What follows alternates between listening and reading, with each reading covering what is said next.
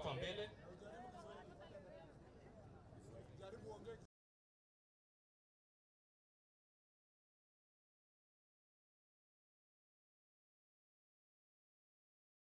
Mr. Murkomen, Manchester United itakuwa inacheza siku ya kesho ya Sulian. The best team win. Pia namuona gavana. This is a peace cup. We are competing for a peace cup that brings together 4 counties.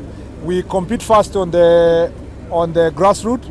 For the case of Baringo, we are partnering together with the governor because it coincided with the Governor's Cup.